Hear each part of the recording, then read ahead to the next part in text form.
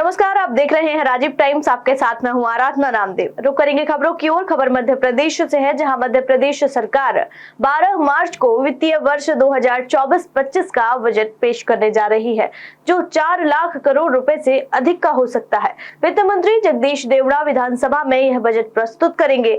बताया जा रहा है कि गरीब, किसान, महिला और युवा इस बजट के केंद्र में रहेंगे। पूंजीगत व्यय बढ़ाकर 70,000 करोड़ रुपए किया जा सकता है, जिससे बुनियादी ढांचे के विकास को गति मिलेगी। इसके अलावा सिंहस्थ महाकुंभ और औद्योगिक विकास के लिए विशेष प्रावधान किए जाएंगे। अनुमान है कि इस साल राज्य का सकल घरेलू उत्पाद 15 लाख करोड़ रुपए तक पहुंच सकता है। जबलपुर हाई कोर्ट के निर्देश पर आज से यूनियन कार्बाइड के जहरीले कचरे का निष्पादन शुरू हो रहा है। पहले चरण में करीब 10 टन कचरा जलाया जाएगा। इस प्रक्रिया के दौरान प्रशासन और पुलिस की विशेष टीमें तैनात रहेंगी, ताकि सुरक्षा सुनिश्चित की जा सके। फैक्ट्री में कचरा जलाने का दूसरा ट्रायल 4 मार्च और तीसरा 12 मार्च से शुरू होगा।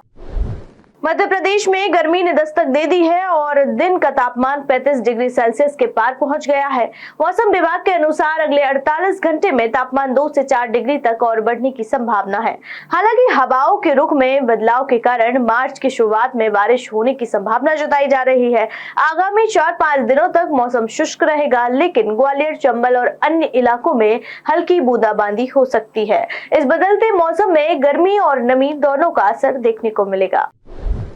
रुक करते अगली खबर की ओर, जहां इंदौर नगर निगम के निलंबित ARO राजेश परमार के घर EOW की टीम ने छापा मारा। यह कार्रवाई विजलपुर स्थित उनके निवास पर की गई। बताया जा रहा है कि नगर निगम आयुक्त शिवम वर्मा की शिकायत के बाद यह कदम उठाया गया। आपको बता दें कि राजेश परमार पर पहले भी अनियमितताओं के आरोप लग चुके हैं। जून 16 में ARO रहते हुए उनके खिलाफ कई शिकायतें मिली थी, जिसके चलते कुछ दिन पहले ही उन्हें निलंबित किया गया था।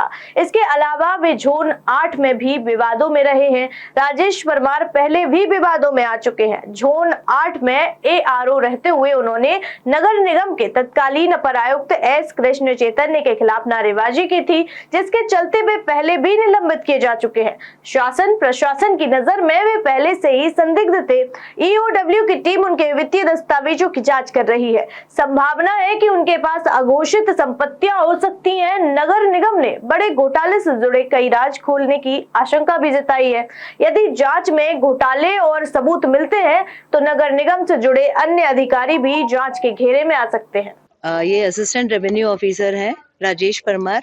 आय से अधिक संपत्ति की सूचना पर, शिकायत पर इन पर कार्रवाई हुई है और अभी कार्रवाई जारी है। ये उनका निवास स्थान है। इसके अलावा एक और स्थान पर इनकी कार्रवाई चल रही है, शीजी वैली पर, जो कि बिचौली मर्दाना में है। मैम, क्या शिकायत रही थी और अभी तक की जांच में क्या सब है? शिकायत यही थी कि इन्होंने अपने सेवा काल में आय से अधिक संपत्ति अर्जित की है, जिस पर जांच की गई। जांच पर शिकायत दर्ज हुई है और उसी पर सर्च की कार्रवाई जारी है। मैम, अभी तक कितनी क्या संपत्ति पता लगी? संपत्ति अभी दस्तावेज हम मिले हैं हमें संपत्तियों के।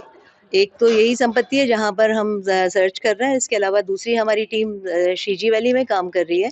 कुछ और संपत्तियों के दस्तावेज मिले हैं, तो कार्यवाही पूर्ण होने के बाद ही हम उसको बता पाएंगे। मैम, लॉकर या कुछ मिले थे? लॉकर में कुछ मिला है?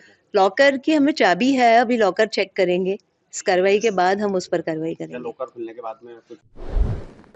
अगली खबर की ओर, जहां मध्य प्रदेश सरकार ने स्वच्छता को बढ़ावा देने के लिए स्वच्छ MP रील प्रतियोगिता शुरू की है। इस पहल के तहत गांवों में कचरा प्रबंधन और स्वच्छता पर आधारित रील बनाने वाले प्रतिभागियों को नगद पुरस्कार दिए जाएंगे। प्रतियोगिता में भाग लेने के लिए 15 अप्रैल तक रील भेजनी होगी। इसमें युवा, अभिभावक और बच्चे भी भाग ले सकते हैं। सर्वश्रेष्ठ 5 प्रतिभागियों को 2 लाख रुपए तक का इनाम मिलेगा। पंचायत एवं ग्रामीण विकास मंत्री प्रहलाद पटेल ने बताया कि इस अभियान का उद्देश्य गांवों को कचरा मुक्त बनाना और स्वच्छता के प्रति जागरूकता बढ़ाना है।